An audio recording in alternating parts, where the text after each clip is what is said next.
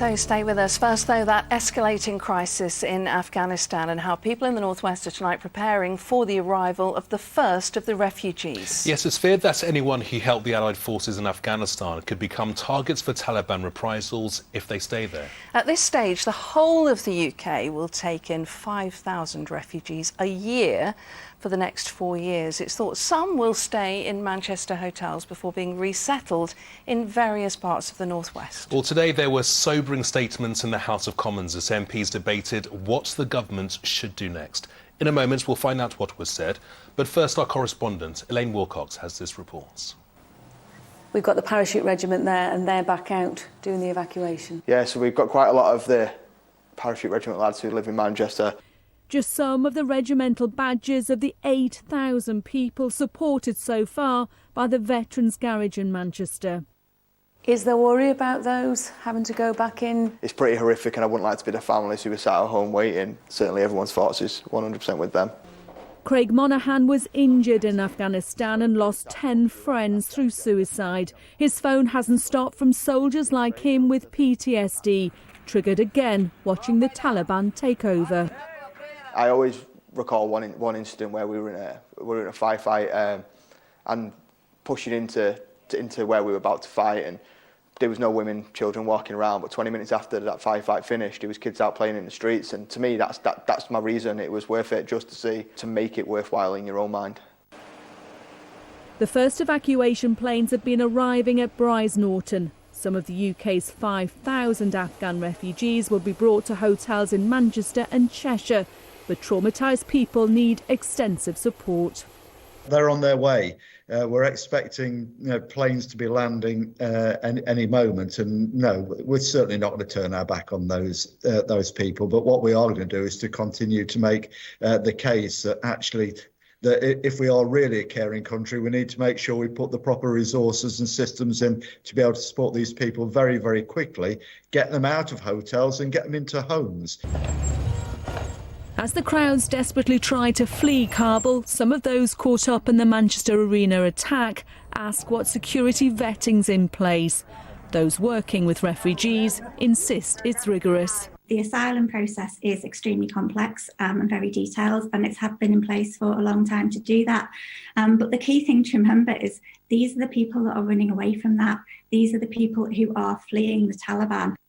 Abdul Qadir Jalil from Manchester went to Afghanistan to get married. He's now stuck and has seen the Taliban execute people in his street, with militants going house to house. They came inside, they started searching for phones and TV. They broke down our television, and after that they were searching for phones. It was a horrible situation for us. This refugee in Liverpool, whose identity we're protecting, fled Afghanistan after Taliban threats to his life for working with Allied forces. He's desperately worried about 2 of his children in their 20s, still stuck there after they were refused entry to the UK with the rest of the family.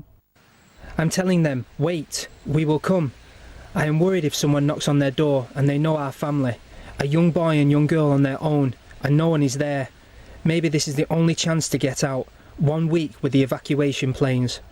I think the people I served with, they fought like lions, 360 degrees surrounded by the enemy, and they kept coming at us every day. Don't matter how upset you are, and it's only rightly so that you are upset at this point in time, but eventually we're probably all going to have to sit down with ourselves on a personal level, and we're going to have to find that one reason as to why it was worth it. And sort of, for me, that reason's pretty clear.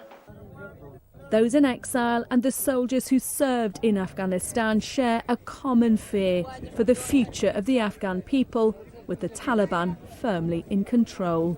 Elaine Wilcox, ITV News, Manchester. Yeah, some of the pictures coming out of Afghanistan are heartbreaking to watch, aren't they? Well, MPs were recalled from their summer break today to debate the situation in Afghanistan. Let's cross now to our political correspondent, Leisha Manali. Leisha, some very strong feelings in the House of Commons today. That's right, Gamal, and a very strong turnout to match. This was a packed parliament. We haven't seen numbers like this since before the pandemic began. But as Chorley's own Sir Lindsay Hoyle said from the Speaker's chair, there isn't a constituency in the nation that hasn't been touched by this developing crisis. In fact, it's difficult to say who gave the Prime Minister a harder time today, the opposition or some of his own MPs. There were certainly eyebrows raised when questions came up over British intelligence prior to the Taliban takeover, work which Boris Johnson was keen to defend. The events in Afghanistan have unfolded and the collapse has been faster than I think even the Taliban themselves predicted. What is not true is to say that the UK government was unprepared or did not foresee this, because it was certainly part of our planning, pitting the very difficult logistical operation for the withdrawal of UK nationals has been under preparation for many months. There was also more details of the Afghan settlement scheme that I mentioned yesterday. Boris Johnson telling MPs that the UK will accept 5,000 of the most vulnerable Afghans this year, and it could go up to 20,000. But many MPs want this to be about need, not numbers. Oldham's Debbie Abrahams expressing concerns that people won't even be safe to take up the offer. As a start, it means that those who want to leave, who wish to leave and have a place of refuge have safe passage. And that applies to where they are in Afghanistan now, not when they're on a plane. There are numerous reports of roadblocks and people being beaten as they approach the airport. Alicia, there were emotional scenes outside the Houses of Parliament too. Yes, Lucy. Less than 100 yards from where MPs were debating stood protesters who are a living reminder of exactly what's at stake. These were Afghans who have worked with British forces, who came out in protest, urging politicians to get their colleagues and their loved ones out to safety. One, an electrical engineer from Manchester, says he's so worried that the Taliban will exact revenge on his elderly father that he's not been able to eat for a week. Day by day, the Taliban is making power. They are searching the houses. They are searching about our family who was working with the British forces. So I work with British forces as an engineer, electrical engineer. So they will search my father. They will kill my father. I know this. I don't believe the Taliban. So it's been a difficult day both in and out of the chamber. Wigan's Lisa Nandy said some accounts were so harrowing, among the worst she'd heard in her 11 years in Parliament. And while this emergency recall may now be over, the emergency is certainly not. Absolutely. Alicia, thank you.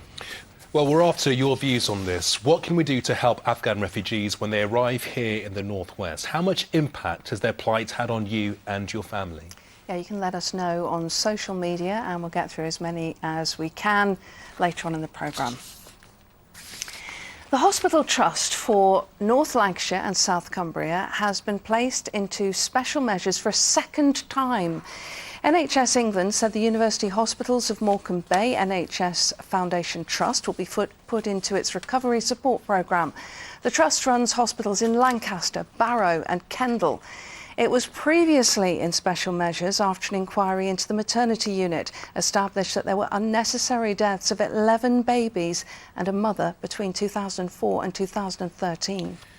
The Isle of Man's new Lieutenant Governor will be sworn in at a special ceremony in Castletown next month. Sir John Lorrimore will be with the Queen's personal representative and impartial advisor on the island until 2026.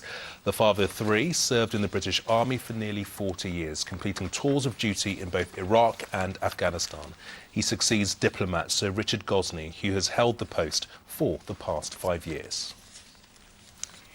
Now, next tonight, how much does a police officer necessarily understand what it is like for the victim of a crime? Well, not enough, and that's according to the police themselves. Now, hundreds of frontline officers will be using virtual reality headsets to transport them into the shoes of someone who is the target of a hate crime. As part of the new Greater Manchester Police training programme aimed at improving the way hate crime is treated, the force says victims of hate crime sometimes feel misunderstood. It wants to give officers an experience of the reality felt by victims. Andrew Fletcher reports. It's a crime that's regularly experienced, but often not reported. The anti-Semitic abusers seen here are actors, but the hate crime incident is real. Victims have worked with Greater Manchester Police and software developers to portray their experiences in immersive virtual reality videos. A new way of training police officers in how to understand and deal with hate crimes. OK, so that is a very immersive experience. You really get to feel what it's like to be in the victim's shoes. Indeed, Andrew, and that's the feedback that we've had from Greater Manchester Police. That is powerful in its own right, because it's giving them knowledge of what it feels like to be that person. And again, when they go out and carry out their duties on the streets, they now have that knowledge and power in order to make better decisions to help those victims. The 2-hour training programme, called Affinity, also includes scenarios depicting incidents of disability and gender-based hate crime. In each scenario, an actual victim of hate crime speaks about how the police responded and how that response might have been improved.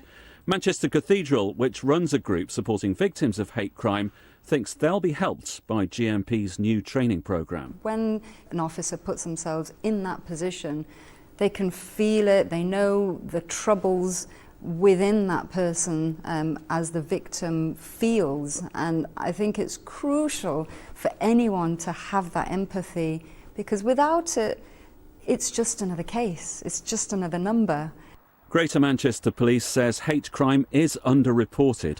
It acknowledges this may be in part because victims don't think they will be understood or taken seriously by officers, something the Affinity training is designed to tackle.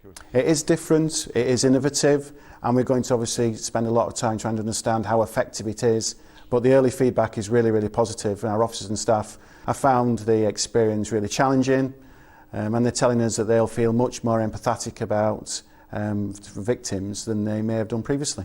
The force is hoping to put 2,000 officers through the training, a sign, it says, of its commitment to tackling hate crime across Greater Manchester. Andrew Fletcher, ITV News in Manchester. OK, lots to come on the programme. Coming up. The new film, inspired by photographs taken more than 50 years ago, it champions Liverpool's diverse communities. And it's been one of those days today, you don't really know if you need to take a brolly or not. Hopefully some glimmers of brightness to come as we get towards the end of the week. But the forecast will reveal all. Next tonight, and a fascinating one to you, to the swimmer who's been reunited with her prosthetic leg after she lost it in Windermere. Josephine Bridges has used the limb since having her leg amputated after surviving bone cancer. Her family posted an appeal on social media. Thankfully for them, a skilled diver from Cumbria was there to help. Matthew Taylor reports. This is the moment of triumph when diver Angus Hosking retrieved the prosthetic leg from the murky depths of Windermere in the Lake District. It's so fantastic! Having been contacted on social media, diver Angus was keen to take up the challenge. Plunging into the water around the jetty where Josephine had been swimming, and, well, after only 42 seconds of searching, and despite the murk, the leg was found and successfully brought back to the surface. How did it feel to be able to help her like that? I'm incredibly happy to have helped her. She seemed so much. She seemed so happy to receive it back. She was actually thinking that it was going to be lost completely, and she didn't actually expect it to be found. As for Angus from Kendal, well, whilst most divers go looking for fish and other interesting things under the water, this is how this freediver enjoys spending his time, looking for lost things. In the past, he's also helped people find lost wedding rings and has been cleaning up the bottom of the lake. The visibility that day in the water was terrible. I could maybe see a metre at best, maybe 1.5 meters, and I just saw a Birkenstock in the depths. And I thought that must have been it. I got a bit closer and then started seeing the rest of the leg. And, yeah. Back at her home in Birmingham and safely reunited with her lost leg, something she's only been using since she had an amputation 2 years ago. And after its watery ordeal, her prosthetic leg has now had a clean-up and a few minor repairs. So how does she feel now? Elated, yeah, really pleased. I was just really grateful to have it back more than anything, that's and I was really, he was so professional, so kind, and, to do such a service and to support the local people in such a manner is so kind, and so I was not just grateful to have it back, but I was really grateful to him as well. So this masked hero also came with a wetsuit and flippers, and thankfully with a pretty keen eye for lost legs. Matthew Taylor, ITV News, Windermere in the Lake District. Yeah, very well done to him. Now it's time for sport, and we continue our countdown to the Paralympics with another inspiring story, Mike. That's right, yeah, just 6 days to go now until Tokyo falls under the spotlight once more. The delayed 2020 Paralympics are almost upon us, and tonight we meet another of the region's big medal hopes. Wheelchair athlete Nathan Maguire, who's from Chester, will be competing in his second games, aiming for medals in the 400 metres, 800 metres and the relay. He's been speaking to Chris Hall from the British training camp in Japan.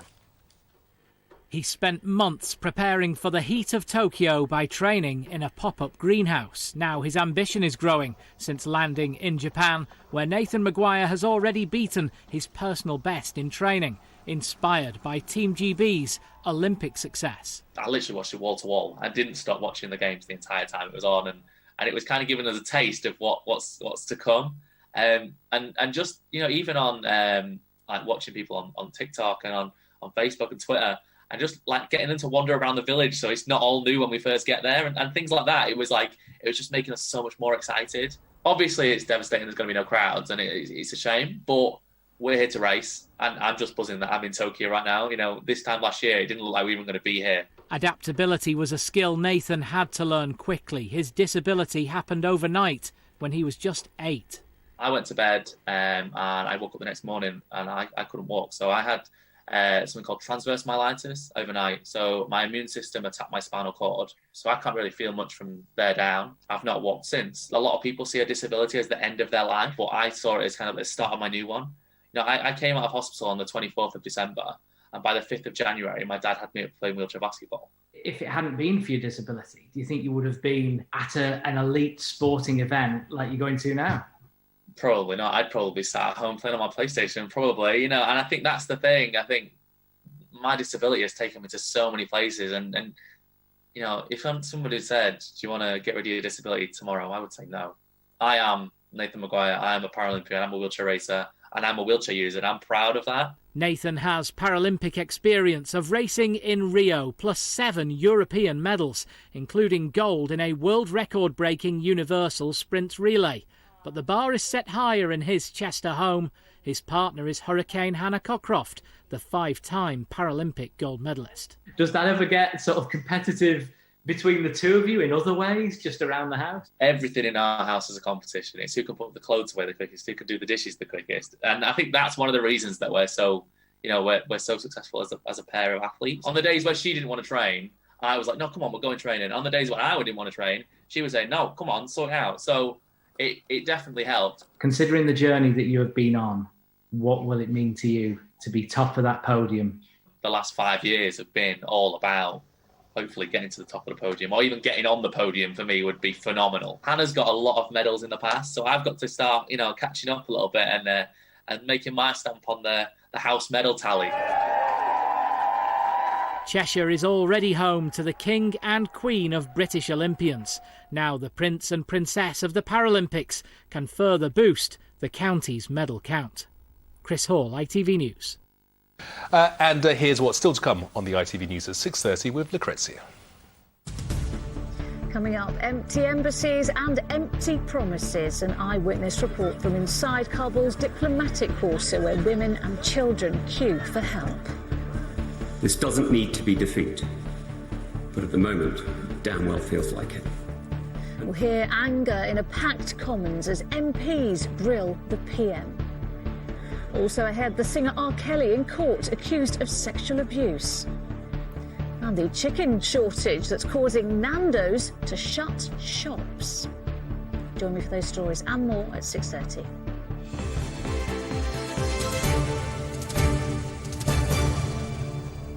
Well, back on Granada Reports, we've had loads of views from you at home on how we can help these Afghan refugees. Chris Lamb, for example, says they need clothes, food, help and support. Let's give them the warmest of welcomes. We don't realise how lucky we are. There is no exercise better for the heart than reaching down and lifting people up. Yeah, this one's from Waza. He says, show them humanity, be kind and give them the hope of a better life. Michelle Shields says it would be great if there was a collection point in Bury to donate clothes and shoes for them. Joanne Barnett says, but where are we going to put these people? We can't even look after our own homeless. We can't keep doing this. There's no jobs, so they all go on benefits. Chris Horton says, I'm sure that they'll be traumatised and full of fear and uncertainty, leaving friends and family behind. The least we can do is offer them compassion and hope for the future. Yeah, many thanks indeed for your comments. Now, finally this evening, we're meeting the movie makers who are wanting to change perspectives about the area where they live. Yeah, the message is that Toxteth has come a long way since the 1970s and 80s, and there is a lot to celebrate in L8. Yes, a new film shows a postcode as a modern example of a modern, diverse and cultured community. Our Merseyside correspondent, Andy Bonner, has more. It's billed as a love letter to a postcode. Almost Liverpool 8 is a snapshot of an area from the inside. That's because the filmmakers have the advantage of already living here. We're a little bit tired of, previous portrayals. They're all very sort of one-dimensional. And as filmmakers from the area, we felt like a bit of a need to sort of personally readdress that. This is the way that we see our community. We see the creativity, the positivity, and all the vibrant things that go on, really. We haven't seen that represented on film before, really. We have the best chicken in Liverpool. So we just wanted to address and shine a light on those things that we find interesting. Well, my association at Toxteth started at the age of 15. The film uses decades-old images taken by photographer Don McCullin to explore the community today. What I found in Toxteth was an attitude, saying don't come up here judging us, we won't be judged. I grew up in a beautiful community where people were from all different walks of life and from different parts of the world. The filmmakers used the pandemic to scrutinise their area. They found a diverse mix of people, each with their own story. Every corner that you turn in Liverpool 8, you will come across something wonderful and probably a little bit wacky that maybe wouldn't fit into some other postcodes. So this is our Kev. He's a bit of a cheeky monkey. I think people need to see beyond just the outside image of a place. I think people really need to delve deeper and to understand what really happens in places like Liverpool 8. The first day when I came, the taxi refused to take me to Toxteth. Jalal moved here 28 years ago today. The Liverpool fan is now a fixture of this community and told me why he thinks the film is important.